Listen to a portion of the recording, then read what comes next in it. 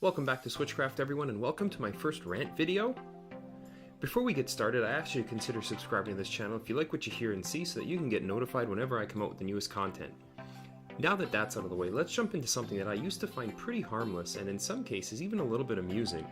But more recently, as I've paid more attention to it, has really started to chap my ass.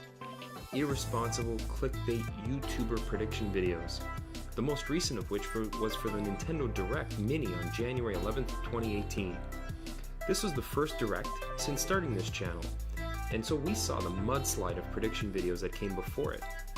I've mentioned in a previous video regarding my predictions for the Game Boy Classic that there usually are so many batshit crazy and phantasmagorically stupid prediction videos out there for things like this, and in the days leading up to January 11th, oh boy, did YouTube deliver again. I thought I would do some research and break down just how accurate these things are, but not to be a hater, I have some examples of good prediction videos, and some things that people can do differently so that they can actually accumulate credibility, turning their clickbait into useful information one day. First, let's look at some stats. After spending the better chunk of a few hours on January 11th combing through about a dozen of the most viewed prediction videos on YouTube, the evening after the Direct Mini, I found the following. I was able to isolate 127 predictions made, and boy were there some doozies. The 92 of those that were just flat out wrong were that Nintendo will introduce GTA 5, we heard that 5 times. We'll see Yoshi 4 times. We'll see Fire Emblem 4 times. 4 times we heard that we'll hear about the Virtual Console. 3 times that we'll hear about Operating System 5.0. 3 times that Nintendo will introduce a paid online service. 3 times that we'll get Sushi Striker and a release date. We'll hear about Burnout Paradise, we got that 3 times. Bayonetta and Pokemon 3 times each. Final Fantasy 15 for the Switch 3 times each. We'll not get any Pokken Tournament DLC 3 times. Twice, we were told that we would see a Metroid Prime cinematic trailer. Twice that we'll get a Smash Bros. Port. Twice that a new Donkey Kong game is coming. Twice that we'll hear about Octopath Traveler. We'll get Detective Pikachu 1 and 2 2 times. Automata 2 times. Metal Gear Rising 2 times. We even got one saying that we'll get a Fire Emblem release date, amiibo, trailer, and special edition 2 times. Particularly great one was that this Direct will have Yoshi, Kirby, Fire Emblem, Detective Pikachu, indies, 3DS games, third-party games, and that's it. As for the one-offs, we got Bayonetta 3, Super Smash Bros. Switch, a Smash Bros. Teaser, mobile announcements, F-Zero, we'll get a new Mario Kart, we'll get a new Mario Kart DLC, a Yoshi release date, Animal Crossing, this will be a one-game Direct, Pokemon Crystal, the Snack World, Mega Man 11, new Joy-Con colors, we'll get specifically 2 new third-party games, Yokai Watch 3, we'll get pink Joy-Cons, Mario & Rabbids DLC will be in June. We'll just get a reel of third-party games. There'll be a lot of Square Enix developed and published titles. We'll see Lost Sphere, we'll get the game Nier, Tomb Raider, Donkey Kong Country Returns, Wolfenstein 2, Splatoon 2 DLC, Xenoblade Chronicles DLC, Shovel Knight, a new Yoshi amiibo will be announced, and a new Kirby amiibo will be announced. Finally, that Mario Odyssey will have a new world of DLC. Jeez. I'm surprised with all those ideas they didn't at least get a couple more hits. Come on, guys. It's like asking you to pick a card from a deck and then wanting you to act impressed if I say I can guess your card in 60 guesses. Or flipping a coin and needing 4 guesses to pick whether it landed on heads or tails. Look, people can run their channels how they want. And I know this video that no one is probably going to watch in this tiny dark corner of the internet isn't going to change anything. But someone has to be on record somewhere seeing if things like this pass the sniff test. I'm purposely not calling anyone out by name because there are good people that make good content the other 99% of the time. I subscribe to them, I watch them regularly, but holy shit, do they lose their minds when they're trying to predict what big game companies are thinking. God damn. I know what you're saying. I bet with all of those guesses they must have gotten a bunch of things right. Right? Well, indeed they did. And in most cases, it's even more amusing than the ones they got wrong. With 92 flat-out wrong predictions, we did in fact get 35 hits. 35 out of 127, that's almost 28%. That's like 3 out of 10. Not bad, right?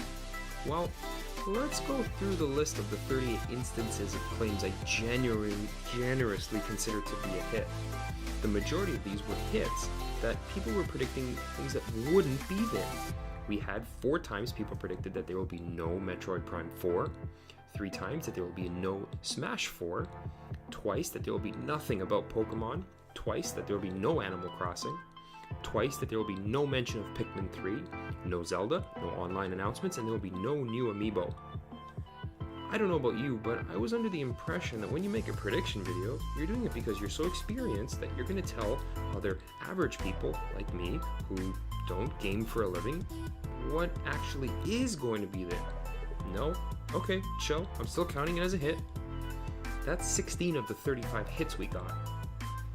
The remaining 19 I broke down into 4 predictions that are so vague or so obvious that they're just about useless, which included an obvious Nintendo employee insider who predicted that they will talk about indies, a seemingly professional psychic who predicted that there will be an eShop game released in January, and 2 brave souls who really went out on a limb and predicted that whatever was in the Direct, that it would disappoint people. Good job. The remaining 15, I broke down into 5 predictions that they'll talk about the new Kirby game, 1 person who guessed that they'll talk about a 3DS game that won't be on the Switch. That's all the details they gave. And if we're looking at actual specifically correct predictions, we got 9. 9 predictions that turned out to be correct. Those were 3 times it was predicted that Dark Souls was being released on the Switch sometime. 2 predictions of Mario Odyssey DLC. Now, we all knew that they were referring to a new world because they said just that in some of their videos. Not an online balloon hide-and-seek game, but, I'll give it to them. 2 predictions that we'll get a Mario and Rabbids DLC announced for some time. 1 Dragon Quest Builder prediction, and that they'll give us a release date for Kirby. If you look at the grand total of unique predictions, we have a generous 5 out of 127. That's just shy of 4%. Less than 1 in 20 of the ideas flying around out there sort of mostly happened. Now, all you're going to hear about for weeks, or in some sad cases months, is the one thing someone got right over and over again, and how they're so smart and they saw it coming, blah, blah, blah, blah, blah. The dozens and dozens of things they got wrong, never happened. Water under the bridge, never mentioned again. I'm reminded of a bad medium, or that guy wacko in the States who predicted the apocalypse like 4 times. Now, these people are logical for the most part. The YouTubers, not that wacko in the States, but they apply critical thinking mixed with opinion and personal preference when reviewing video games, consoles, and accessories. But for some reason, prediction videos bring forth a whole new animal. I don't know, maybe I'm just being a grumpy old man.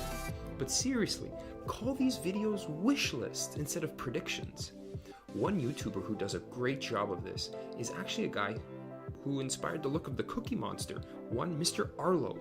Now, I don't know Arlo, we haven't exchanged an email before, but I've been a subscriber to his channel for months. In his prediction videos, he's specific and actually thinks before he speaks. His predictions make sense, and he gives you a detailed thought process behind how he came up with them. Arlo, keep doing what you're doing, my man. Additionally, I would have a lot more respect for these videos if the people making them followed up a little bit more often. Have the cojones to post a video talking about all the things you got right and all the things you got wrong. I mentioned that I was going to do this for a prediction video I made regarding the Game Boy Classic, and I'm going to keep to my word.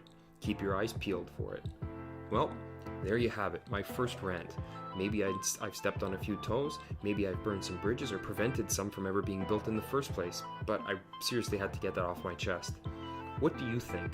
Have you ever stopped and thought about just what goes on in these prediction videos? Have you ever gone back and rewatched a prediction video and checked how accurate they actually were? Do you agree with my take on them, or should I just shut up and mind my own business? Either way, let me know in the comments below. Thank you. Switchcraft out.